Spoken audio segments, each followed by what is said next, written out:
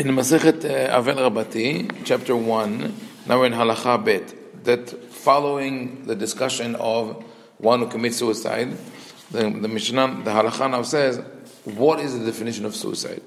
Who is now the interesting, the word for committing suicide in Hebrew is me'abed atzmo ladat. He who destroys himself knowingly, willingly, meaning it's not a mistake or accident, it was a deliberate act. And like I mentioned before, this is also the meaning of the word suicide. Sui means his own. So it's the killing of one's self, and it is, and we are shocked by that kind of action because this is the murder of someone who's closest to us. We think about it. One who murders an alien or foreign, someone who he doesn't know, it's one thing. But to murder a neighbor is considered worse. To murder one of his own family, parents, siblings, is terrible. But when it's his own self, this is like something that is inconceivable. How can one do it to himself? You're the closest person to yourself. So the Mishnah says this, the Halacha. What is considered suicide?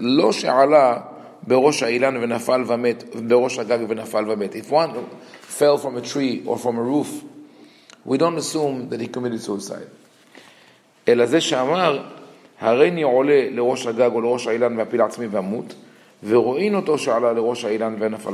said, this is what I'm going to do, and he went and he did it. This is considered suicide. So the question would be, a suicide note, would it be considered the same as this? Maybe not, because we don't know what state of mind the person was when he wrote that. This is only when the person is there, and obviously they cannot stop him. It's not that he says, I'm going to do that, and they all wait, okay, let's see you do that. Right? They have no way to prevent the person from doing that. The next halakha, and we'll get to the point of, as I mentioned yesterday, about the understanding that one does not really do it willingly, that there is a certain situation that forced the person to do it, and therefore even the halachot that were mentioned in that time, that certain parts of the funeral are omitted, such as sitting shiva and all that.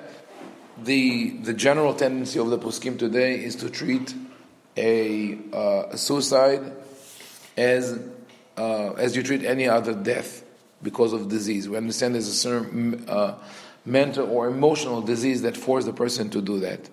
And so here's an halacha gimel, we start getting into that. Metza'u hanuk v'talui ba'ilan, harug u'mushlach al gabi ha'saif, הרי זה בחזקת המאבד את עצמו שלא בדעת, ואין מונעים ממנו כל דבר. If a person was found he hung himself, or fallen over, he fell over a sword. In a way, the forensics say that he did that. Self-inflicted wound, right?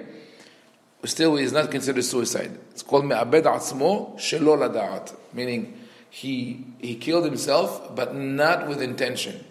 So it's not a deliberate act of murder, of self-murder, but non-deliberate, meaning that we say that maybe there was an outside factor that caused him to do that. Maybe someone forced him to do that. Maybe back at the time they thought he was seized by a demon, or what we would call today a mental or emotional problem. And we go on to explain stories like that. Halacha dalet, מעשה בבנו של גורנוס בלוד שברח מבית הספר. There was a man by the name of Gornos who lived in Lod, not far from where Ben Gurion Airport is today, and he skipped school. ברח מבית הספר. Went home, and his dad said, I can help you with the farm or whatever. I don't want to go to school today. הראה לו אביו באוזנו. His father pulled his ear, but it didn't punish him. Like his father pulled his own ear, like this, saying, "Wait, and I have time, and I'll show you what I'm going to do to you."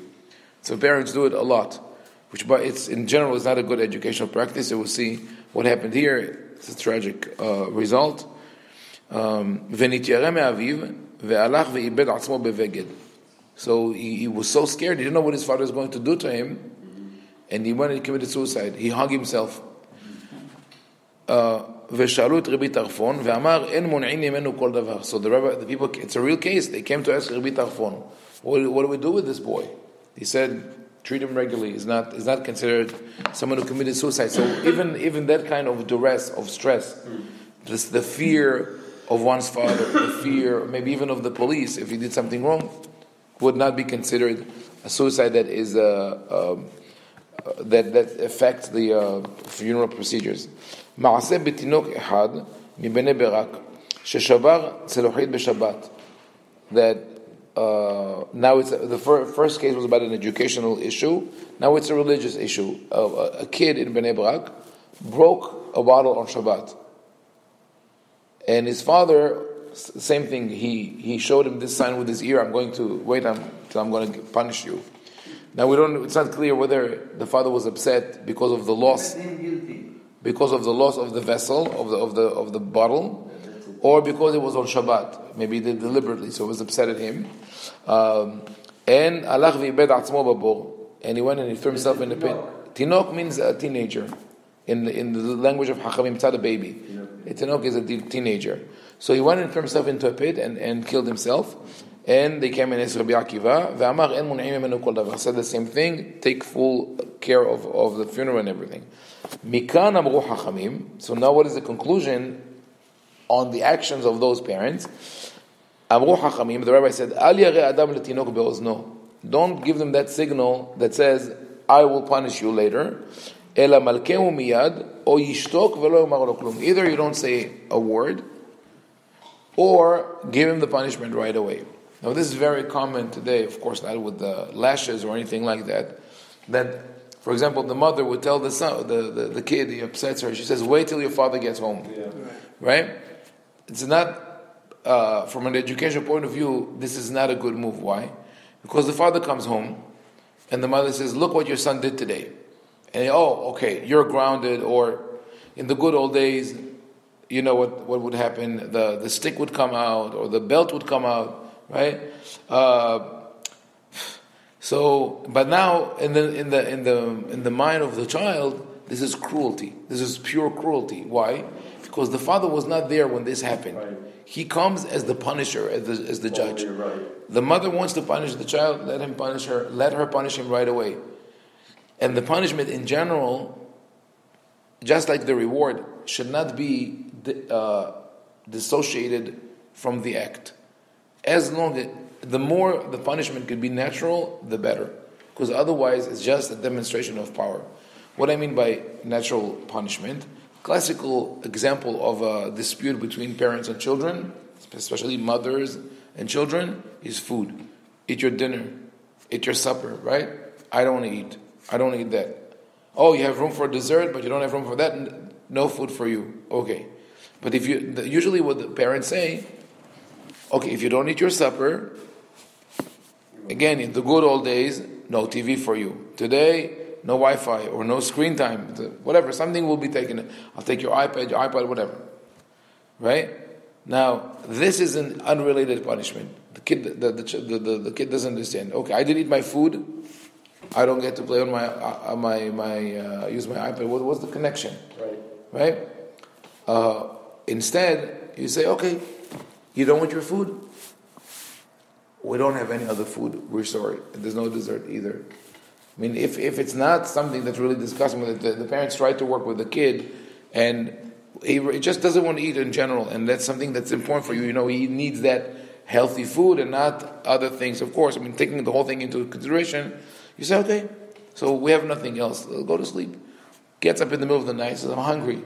You're hungry? You want to eat? Here's the food. It's the same thing that you had yesterday. I'm going to heat it up for you if you want. And that's how we learn. And we see the same thing in the Torah also. The system of reward and punishment, there's something which is supernatural, and there are things that are natural consequence. And those are the things that are really educational, because we learn by experience that if you do the right thing, you're rewarded. Your behavior rewards you because you live better. And if you don't do the right thing, you live worse, either because of physical damage or emotional damage or guilt. So Hachamim said that this kind of threat and also of exaggerated punishment is not right. They say if the father would have punished the kid right away, even physically, the kid knows, okay, it's done. And another interesting thing is that I thought that this whole issue of physical punishment belongs to the past. I was lucky when I was a kid that I was born, I guess, on the borderline between the time when it was okay and it was not okay. So my older brother, who's 5 years older than me, got a lot of lashes. Yeah, the poor kid. I didn't get that much. Really? Several times I did, and I remember them very well. But I thought that there was a story, belongs in the 60s, the 70s, not in modern days. A couple of years ago, I met a young programmer, brilliant guy, who grew up in South Africa, and he told me that in his school, in the 80s, late 80s, if you did something wrong, the principal would call you into his office, right, in the Orthodox day school, Jewish Orthodox day school, the 80s, late 80s in South Africa. He would call him and beat him with a ruler. I said, this is horrible. I hope that they got rid of the principal. He said, they got rid of the principal, but they brought someone worse. Whoa. What do you mean they brought someone worse? He said that the new principal would call me into his office and would say, Ariel, I can forgive you for what you did, but I don't know if God can forgive you. And then he says, and then he would send me away, and I wish he would hit me. That's what he said. I wish, just hit me with the ruler. Let's get it. Get it over. I'm going to have a clean bill of health. So neither is ideal. It's horrible. He kept him with guilt, but in the same sense here, you always fear of this great punishment that God is going to inflict on you.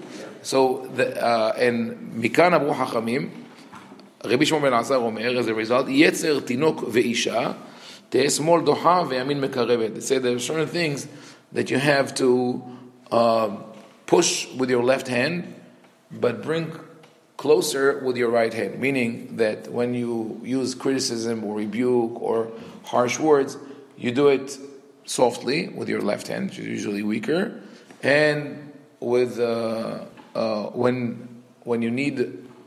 when you want to show love and care, you do it with your right hand, meaning you did it with force. So I have cufflinks that I use to remember that they have the images in the traffic light: go, like a walking man, and stop. Oh. So I always put the go on the right hand, stop on the left hand. So remember, go, with the right, and hold back with the left. So they say it about interest. They say it about yetzer, tinok v'isha. So first, let's talk about the tinok. Tinok meaning a child.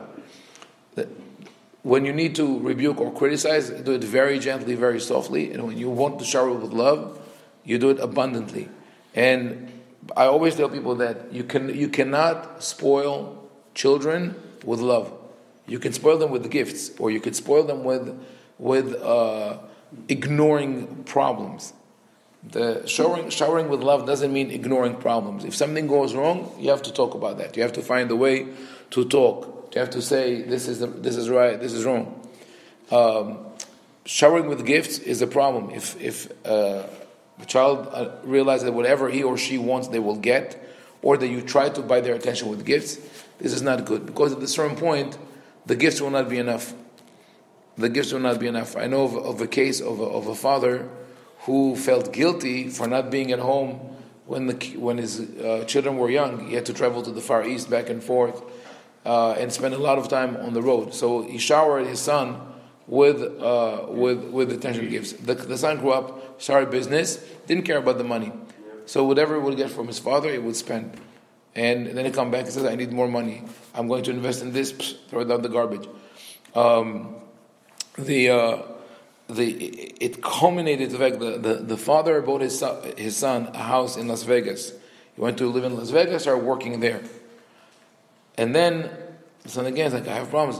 The father found out that the son lost the house. He sold the house. Like whatever you gave him, everything went down the drain. I gave him an advice. I gave the father an advice. Didn't listen to me, and eventually lost everything. My advice was, I said, you want your son to work, and you want to support his investments and his ideas, make a condition with him. First, he has to find a position where he's hired, entry level, get paid, and covers his expenses. And let him go through this for a year. And then that's why he learns responsibility. And then you give him. Because if you give him like that, it's going to go away. It didn't work. Anyway. The issue with something like that is, I experience it's the guilt, it's the feeling that you have if you don't do something when it's easy to do. Right. Buying a gift is so easy. Right. And for you as an individual, you say, well, it's better than nothing. Right. So it's a catch-22. It is. But I'll tell you what is more difficult than gifts. Gifts are easy to give. The thing that is difficult for people to give is love. Absolutely. And especially for, I think people, my generation and my parents' generation. My parents were born in the 1930s. And lived through, after one World War, Second World War, then the independence of Israel, difficult times. People who lived here in America and their parents were born in the 1900s, went through depression, through all the difficult things that happened here. So they didn't have much time. And the philosophy was, work hard. Whenever you can, come join the business, come join work. There's no time for affection, and this is like nonsense. So a lot of people grew up with the feeling that we didn't get enough love and attention from our parents. So when the kids come and say, give us some love, right? Show us some love. Say, wait. Not that easy. I didn't get it. You're not going to get it. Money, right? I'll give you a gift, but don't ask for love. So this is not the right approach. They say here, and Tinok, small b'chavim mekaravet. When you have to rebuke, you do it gently. When you have to give attention and love, you do it with abundance. They group here Isha with it. I'm not happy with that. This is definitely comes from a more a chauvinist approach that men are superior to women. It's not just with women; it's with everyone. With a friend, you have to when you deal with people around you, you have to do it in that way. But maybe they meant Isha in the sense of in a relationship. That men tend to be harsh. Men tend to look at problems, solutions. They don't look into the fine. Even when they look into the fine details of an issue, they only think in terms of process. What's the input? What's the output? Where women are looking more for attention and affection or empathy. Just first understand my situation. Classic story here is the story of Rachel and Yaakov. Rachel comes to Yaakov. And she says, Havali banim vim ain meta anochi. Give me children or I'll die. And he gets upset, yells at her. He says, What are you talking about? I'm not God. I'm not God. God is the one who prevented you from having children. And the rabbi said he was punished for that. Because he spoke to his wife like that, his sons from the other wives had to come to Yosef crying with, please forgive us. What does he say? Hatahat Elohim anochi? Am I God? Same words. Am I God? Hatahat Elohim anochi? What was his sin? They say, Kach olim et ha'me'ukot. Your wife is in distress. She's crying. She feels lonely. She feels abandoned. She has no children. When she comes and says, give me children or I'll die, don't yell at her. Say, I understand you. I feel your pain.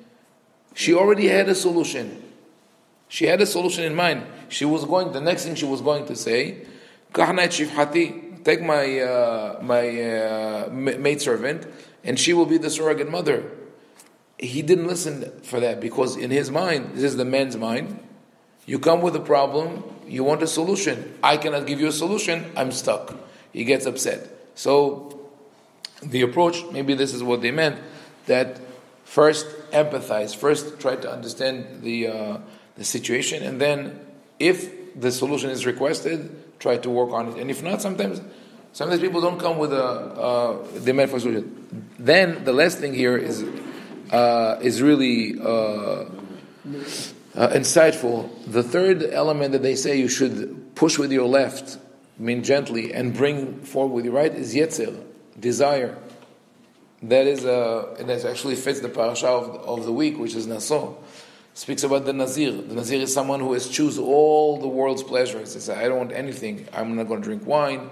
I'm going to let my hair grow wild, meaning I'm not going to be welcome in company, looking unkempt, and I'm not going to be in the company of people in general because I fear that someone will die and I'll become tameh.